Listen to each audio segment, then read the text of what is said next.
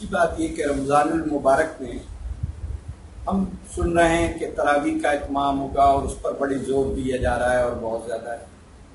ایک بات میں درخواست کروں گا، گزارش کروں گا، انتہائی دل سوزی کے ساتھ میری بات کو غور سے سنیے گا اور سمجھنے کی کوشش کیجیے گا۔ تراویح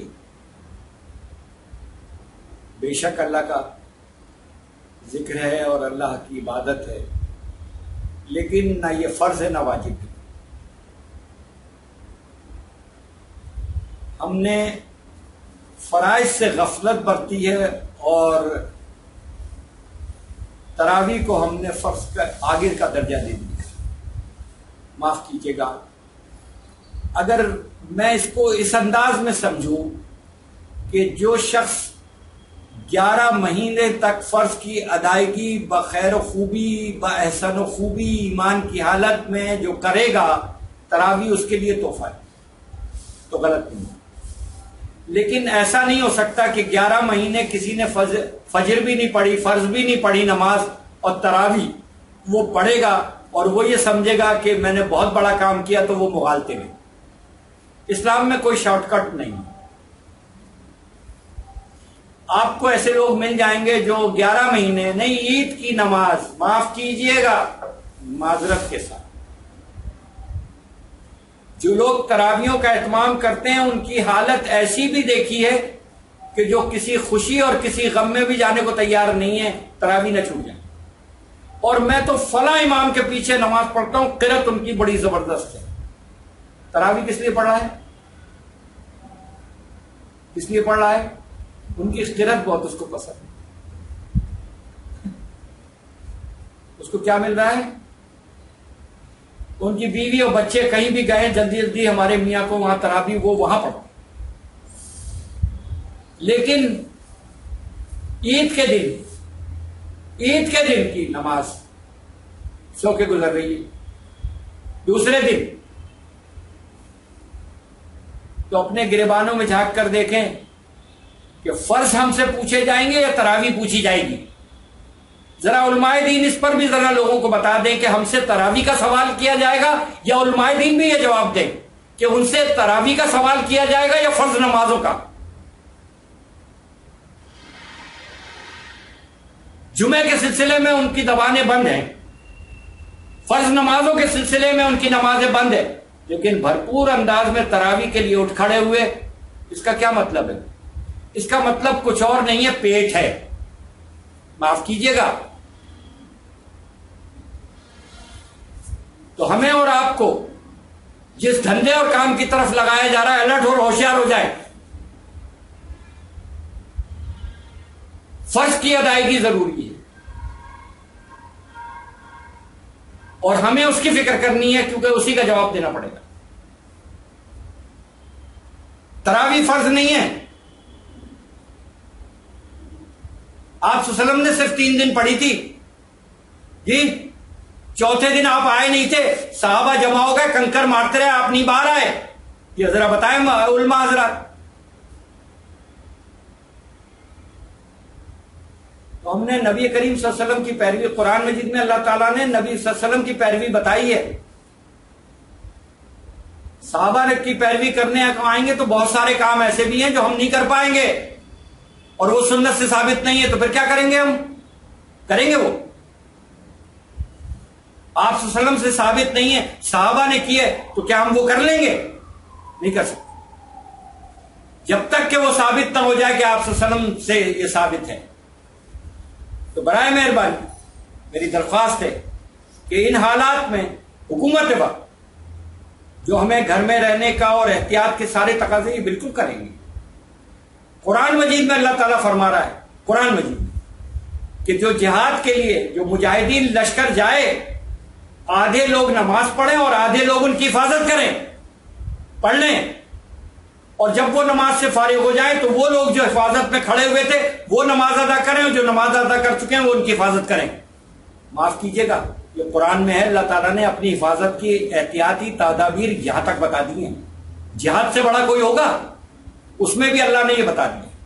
ایک مرتبہ اللہ کے نبی صلی اللہ علیہ وسلم نے دیکھا مسجد نبی تشریف لائے، ایک اونٹ باہر پھر رہا ہے. آپ صلی اللہ علیہ وسلم نے پوچھا یہ کس کا اونٹ ہے؟ ایک صحابی نے کہا میرا. آپ نے کہا کیوں پھر رہا ہے؟ اس کو باندھو. کہا توکل تو اللہ. آپ نے کہا اونٹ کو باندھ کے توکل کرو. اب آگے سمجھ، کنڈی لگانے کے بعد توکل کرنا ہے. یہ دین کو ہم نے مذاق بنا لیا. احتیاط ہمارے لیے بہت ضروری ہے، اور جو بتائی جا رہی ہیں ان پر عمل کرنا ہمارے اپنے فائدے. اور یہ ذہن میں رکھیے گا کسی ایک کی غلطی، اور یہ ہمارے نبی صلی اللہ علیہ وسلم نے پہلے بتایا، ایک کی غلطی وہ ایک کی غلطی نہیں رہتی، اس کو بھگتتے بہت سارے لوگ ہیں.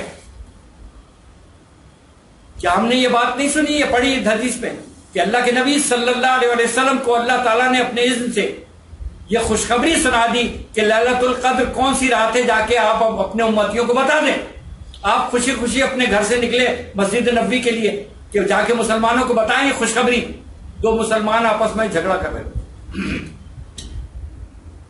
آپ صلی اللہ علیہ وسلم ان کو چھڑانے میں لگ گئے. اللہ نے یہ بتانا بھلا دیا. دو مسلمانوں کی غلطی کو قیامت تک کے مسلمان بھگتیں گے وہ سزا یا نہیں بھگتیں گے؟ تو برائے مہربانی اس کو مذاق نہ سمجھیں. جو احتیاطی تدابیریں ہیں ہمارا دین اس کو کہتا ہے کہ احتیاط. دین نامی احتیاط کا، دین اسلام ہے احتیاط کا نام. تو برائے مہربانی ان چیزوں کو مذاق نہ سمجھیں. احتیاط بالکل لازم ہے، اور اس کی اس لیے لازم ہے کہ خود بچیں اور اپنے اہل و عیال کو بچائیں، اور اپنے سے دوسروں کو بچائیں اپنے شر سے. بے شمار لوگ یہ غلطی کر رہے ہیں، معاف کیجیے گا کہ وہ چھپا رہے ہیں، نہیں بتا رہے. یہ انتہا سے زیادہ غلط. آپ یہ اپنے لیے، اس شخص کے لیے اور اس پورے گھر کے لیے آپ ایک انتہا سے زیادہ خوفناک کام کرتے ہیں، کیونکہ ایک سے بے شمار لوگ متاثر. تو ہم تو ڈوبے ہیں صنم، تم کو بھی لے ڈوبیں گے. تو خدا رہا ان چیزوں کے سلسلے میں اجتناب برتیں، احتیاط کریں. جن چیزوں کی طرف احتیاط کی توجہ دلائی جا رہی ہے ان کو پوری طرح سے کریں. اس کے علاوہ میری درخواست حکمران اور صاحب اقتدار ذات سے کہ یہ بہت اچھا وقت ہے ان معنوں میں کہ اس وقت قوم جو ہے وہ متحد اور اللہ کے فضل و کرم سے ہو رہی ہے، اور قوم باشعور ہو رہی ہے، سمجھدار ہے اور کر رہی ہے، عمل بھی کر رہی ہے. تو اس وقت ضرورت ہے اویئرنیس آف ہیلتھ کی.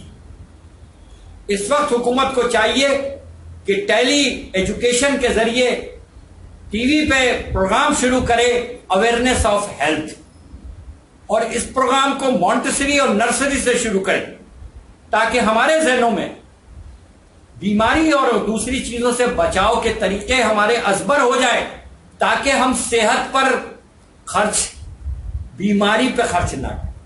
وہ پیسہ جو ہاسپٹلوں اور دواؤں اور میڈیسن پہ خرچ ہوتا ہے وہ اویئرنیس آف ہیلتھ پہ خرچ ہو، صحت پہ خرچ کریں، اس سے آدھے سے کم بجٹ میں ہو جائے. اور برائے مہربانی فورسز بنانے کے بجائے اس قوم کو من حیث القوم ایک بہترین فورس بنائیں. اس کو آپ، میری ایک سجیشن ہے کہ اگر 5ویں یا 6ٹھی کلاس سے یہ نافذ کر دیا جائے کہ اسکاؤٹنگ لازم ہے، ہمیں تربیت مل جائے گی، ہمیں ڈھنگ و سلیقہ، خیرخواہی اور بھلائی کرنے کا آ جائے گا، اور اس طرح سے ہماری تربیت ہوگی کہ ہم 4-5 سال میں وہ ایک بچہ جو اسکاؤٹ ہے وہ میٹرک تک آتے آتے وہ خیرخواہی و بھلائی کرنے کے ٹریک پر آ جائے. پھر جو بچے یا بچیاں میٹرک کر لیں ان کے لیے فرسٹ ایڈ کی تعلیم لازمی کر دی جائے کہ اس وقت تک میٹرک کا سرٹیفکیٹ نہیں ملے گا. ہر میٹرک پاس شدہ فرد جو ہے وہ فرسٹ ایڈر بن جائے گا. اسی طرح سے بچیوں کو ہوم نرسنگ کی ٹریننگ دی جائے. آپ کو وافر مقدار میں ہیلتھ کی مد میں ہر گھر میں الحمدللہ رب العالمین ہیلتھ ورکر مل جائیں. پھر یہ کریں کہ ان بچوں کو جو پھر میٹرک کر لیں اور فرسٹ ایڈر بن جائیں، ہوم نرسنگ کر لیں، ان بچیوں کو فرسٹ ایئر اور سیکنڈ ایئر میں ان کو پھر آگے کی ٹریننگ، انجیکشن کورس، بینڈیجنگ، نرسرنگ، پھر یہ جو ڈیزاسٹر ہوتے ہیں نیشنل اس میں ان کی، اور پھر ان کے جس فیلڈ میں وہ جانا چاہ رہی، میڈیکل فیلڈ میں وہ جانا چاہ رہی ہے، جانا چاہ رہا ہے، اس کو اس جگہ پر او جی ٹی کے طور پر، آن جاب ٹریننگ کے طور پر، یا اس کو لگا دیا جائے۔ انٹر کے بعد ان کو کہا جائے کہ جناب علی آپ نے ہاسپٹل میں آپ نے ہر مہینے میں 3 گھنٹے ڈیوٹی دینی ہے، تاکہ اس کو پریکٹیکل اور فزیکل اس کو وہ اویئرنیس حاصل ہو۔ تو ہیلتھ پر خرچ کریں، اویئرنیس ہے، ہیلتھ پر خرچ کریں، صحت پہ خرچ کریں، اور جب یہ پوری قوم اویئرنیس آ جائے گی، اس وقت تک جس بچے کے پاس فرسٹ ایڈ کا سرٹیفکیٹ نہ ہو، اویئرنیس اور ہیلتھ کا سرٹیفکیٹ نہ ہو، اس کو شناختی کارڈ ایشو نہ ہو، اس کا لائسنس نہ بنے، اس کا پاسپورٹ جاری نہ ہو، یہ پابندی لگا دے، خود بخود لوگ کرنا شروع کر دیں۔ تو اس طرح سے ہم اس قوم میں اپنی صحت سے متعلق توجہ دلائیں گے تو بیماریوں پہ خود بخود کنٹرول ہو جائے گا۔ وہ بچے اپنے گھر والوں کو بھی سکھائیں گے، اور خود بخود وہ جو ہیلتھ کارڈ ہے وہ پھر ہر فرد کی ضرورت نہیں پڑے گی۔ آپ اپنے اس اسکاؤٹس کو جو اس گلی میں رہتا ہے، ہر گلی کے 6-7 گھروں کے ایک اسکاؤٹ کے پاس وہ ہیلتھ کارڈ ہو، سب کے پاس ضرورت نہ ہو، وہ سب سے رابطہ رکھ کے سب کے کام آئے، تو ایک خدمت خلق کا جذبہ قوم کے ہر فرد میں اور ہر گھر میں پیدا ہو سکتا ہے۔ اس پر اگر مجھ سے معلومات یا اس سلسلے میں آگاہی چاہے تو اس پر میرے پاس پورا پروگرام ہے الحمدللہ رب العالمین، میں وہ بلا معاوضہ وہ اس پر کام کرنے کے لیے تیار ہوں۔ اس کی وجہ یہ ہے کہ الحمدللہ رب العالمین آج میری عمر اللہ کے فضل و کرم سے 64 سال ہے، اور میں 1972 سے اسکاؤٹ، اور ٹل ناؤ الحمدللہ رب العالمین اللہ کے فضل و کرم سے 9th کلاس سے اسکاؤٹنگ شروع کی تھی، اور 73 کے فلڈ میں نے ڈیوٹی دی ہے اللہ کے فضل و کرم سے۔ اور ابھی کچھ عرصے پہلے جب مسجد نبوی جانا ہوا تو الحمدللہ رب العالمین اللہ کے فضل و کرم سے حرمین شریفین کا بھی اسکاؤٹ مجھے بنایا گیا ہے۔ تو میری درخواست ہے کہ ہم اپنی قوم کو ایجوکیٹ کریں، اسکاؤٹ بنائیں، اور خدمت خلق کا جذبہ ابھاریں، تاکہ یہ خیر خواہی بھلائی ہر گھر میں ایک پریکٹیکل اور فزیکل ایجوکیشن کے حساب سے اس کو نافذ کر دیا جائے۔ انشاءاللہ ہمارے پاس پھر ہاسپٹلوں کی ضرورت نہیں پڑے گی، ہمارے پاس کوئی سڑک پر تڑپ کر نہیں مرے گا، فرسٹ ایڈر ہوگا، اس کے پاس کارڈ ہوگا، وہ ایلیجیبل ہوگا، اس کو ٹریٹمنٹ کرنے کا بے شمار لوگ بچ سکتے ہیں۔ میری یہ درخواست ہے ان لوگوں سے جہاں تک یہ بات پہنچ رہی ہے کہ اس کا پورا پروگرام الحمدللہ رب العالمین اللہ کے فضل و کرم سے میرے دماغ میں موجود ہے، اس پر کام ہو سکتا ہے، اور اس پر کوئی پیسے خرچ نہیں ہوں گے۔ اللہ تعالی ہم سب کو عمل کی توفیق عطا فرمائے۔ آمین۔